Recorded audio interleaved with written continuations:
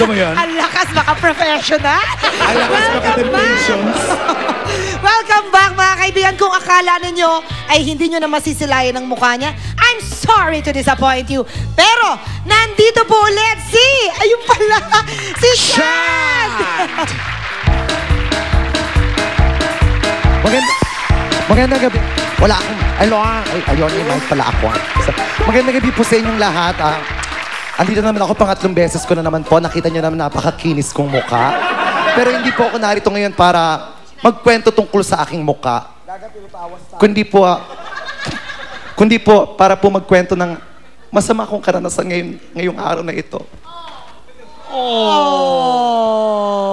Kasi ngayon lang po, napalayas po ako sa aming bahay. Oh. Ayaw po kasi ng tatay ko ng ganitong kasarian. Galit na galit po siya. Aminin natin sa inyong lahat, meron ba akong kapatid dito sa pananampalataya? Ayun pala, isa.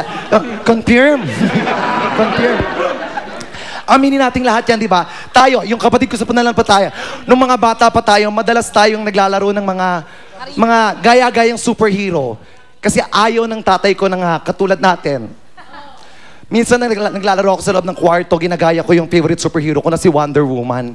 Naglagay ako ng star dito, star sa noo, star dito, star dito, star dito. Tapos umiikot ako, sisigaw ako, Wonder Woman! Tapos biglang papasok yung tatay ko sa kwarto. Sabi niya sa akin, ano yan? Ay tayo sa school. Very good po. Kaya may star ako. Kasi nga ayaw ng tatay ko. Pero nahuli niya pa rin ako, nakita niya pa rin medyo malambot ako. Kaya naman pinilit niya akong gawing lalaki. Binibigyan niya ako ng mga laruan. Pinamili niya ako sa 4 na laruan. Binigyan niya ako ng espada, barel, kotse, tsaka Barbie. Bakit? Test nga eh. Sus naman. Unang pinapili, syempre una kong pinili yung espada para hindi niya mahalata. Tapos proud na proud yung tatay ko sa akin. Wow, yung anak ko lalaki na. Gusto mo ba maging swordsman? Sabi ko, tayo hindi po. Hindi mo ba ako nakikilala? Ako po si Pirena, humanda ka amihan. Nagalit yung tatay ko. Nagalit yung tatay ko. Kaya sabi niya, anak, palitan mo yan. May 3 pa. May barel, may kotse at may Barbie. Palitan mo yan. Pinili ko yung barel. Tumantuwa na naman yung tatay ko. Ang anak ko gustong lumaking sundalo. Ay, hindi po tay. Paglalaroan ko lang to ng baril-baril lang. Bong! Bong! Nak, hindi ganyan. Tigasan mo! Tigasan mo! Bong! Bong! Galit pa rin siya. Sinampal ako ng tatay ko. Last chance, nak. Pumili ka na lang. Isa sa kanilang dalawa. Kotse o Barbie? Pinili ko yung kotse. Tinanong niya kung bakit. Siyempre, doon ko sasakay si Barbie.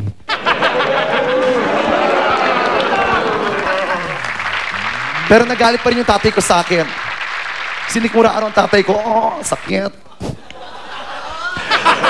Paano? Sinikmuraan. Oh, sakit. Sinikmura araw ang tatay ko.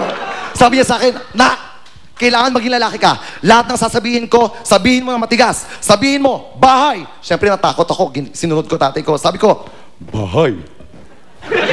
Sabihin mo, baril. Baril. Sabihin mo, lalaki. Asan?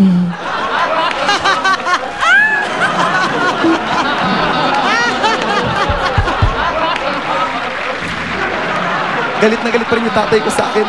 Nak, hindi ako nakikipagbiroon sa'yo. Sabihin mo na matigas, bato! Siyempre, di ko na kayang sabihin na matigas. Medyo bumigay na ako. Sabi ko, bato!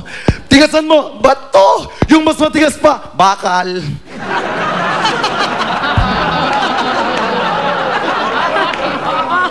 Nak, niloloko mo ba ako? Huwag mo ako niloloko. Gagawin kitang lalaki. Ang ginawa ng tatay ko, binilad ako sa araw. Tanghaling tapat 12:00. Binilad ako. Nangitim ako. Binalikan ako ng tatay ko. Ano? Lalaki ka na ba o babae? Tay, hindi no? Hindi ba ako nakikilala? Sino ka? Beyonce.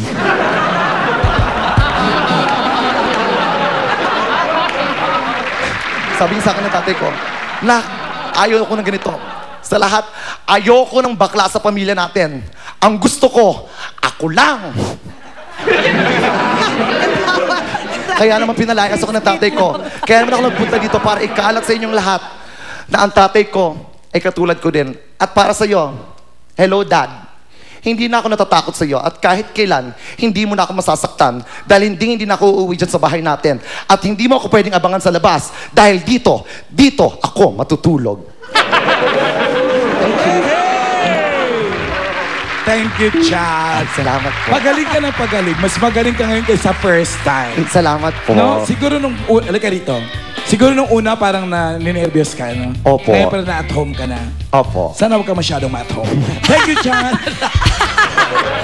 Isang round pa po ng matinding tawanan hatid ng napakamalumanay na si Dax sa pagbabalik ng Comedy Bar!